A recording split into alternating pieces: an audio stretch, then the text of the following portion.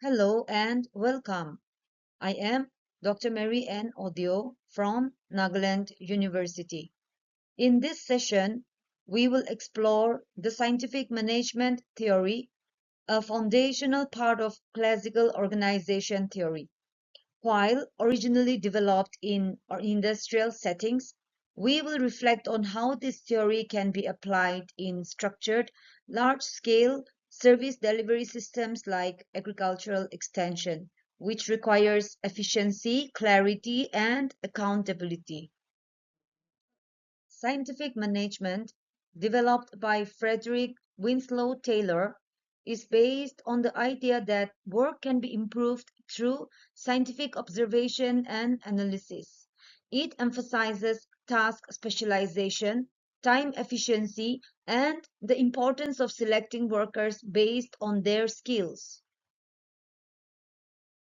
This image is typically used to illustrate the era and rationale behind Taylor's thinking, emerging during a time when rapid industrial growth demanded new ways to manage labor. Let's now look at Taylor's assumption about human behavior at work, which form the core of his scientific management theory. Taylor saw workers as economic beings, motivated mainly by money. He believed people work best when treated individually, not in groups. And just like machines, workers could be trained to follow one best way. His focus was on standardization, efficiency, and financial incentives. Taylor's core principles mark a turning point in how work was viewed and managed. The first principle replaces guesswork with science. It encourages us to carefully observe and plan each task in advance so it can be done in the most efficient and effective way. The second principle stresses the importance of aligning job roles with individual competencies, putting the right person in the right job. The third principle distinguishes between managerial planning and operational execution, ensuring managers focus on strategy and supervision while operatives execute. And the fourth principle emphasizes trust and collaboration between workers and managers. This is a vital lesson for hierarchical public systems where field workers often feel disconnected from decision makers. Taylor's principles offer a blueprint for structured yet cooperative management. These operational practices translate Taylor's theory into action. Standardization ensures that all experts apply the tools, methods, and procedures consistently rather than based on individual judgment. This helps to maintain uniform quality, reliability, and accountability in service delivery. Systematic selection and training ensures human resources are not just hired, but molded to meet organizational needs.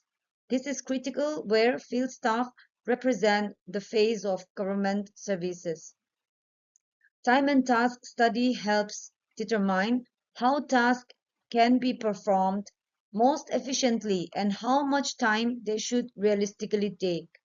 It supports better workload planning and helps to prevent both overburdening and underutilization of staff. Pay incentives emphasize the idea that rewards should be linked to individual performance rather than being uniform for all. This principle helps to motivate staff by recognizing and encouraging higher levels of efforts and output.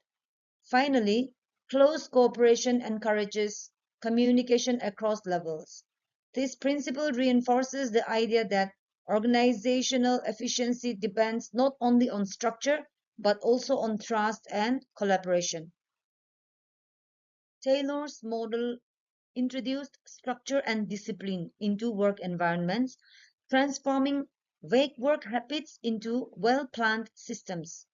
Here, it focuses on direct operational benefits like productivity, efficiency, and cost reduction. First, it significantly contributed to increasing productivity by emphasizing the use of proper tools, methods, and rational planning. Secondly, It focused on minimizing production costs, an idea central to both private as well as public extension systems that must deliver value with limited resources. Thirdly, efficiency became measurable. Taylor introduced tools like time motion studies to streamline repetitive tasks. In essence, this approach laid the foundation for outcome oriented thinking in management. Beyond productivity and cost efficiency, scientific management influenced how we think about people in organizations, thus, addresses the long term impacts.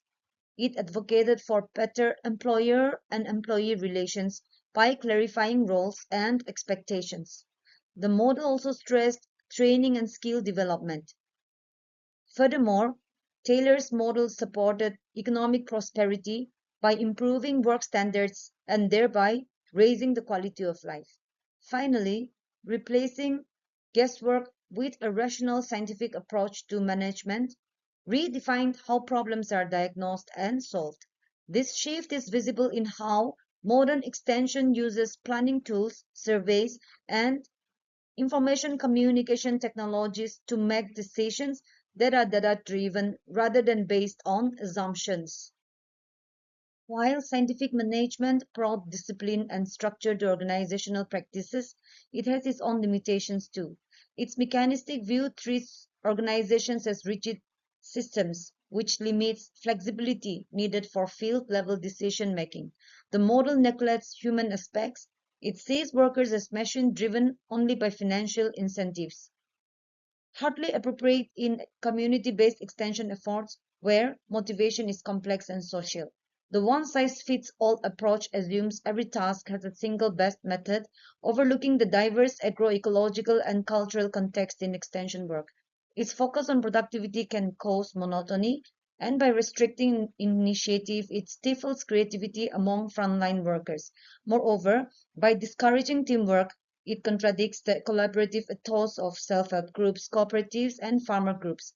Lastly, it's a labor-oriented model designed for industrial settings, not for knowledge-driven adaptive systems like agricultural extension education. Every theory has its pros and cons, and here the real value lies in using its strengths where appropriate, while blending it with more flexible participatory approaches when context demands. Thank you for your time and attention.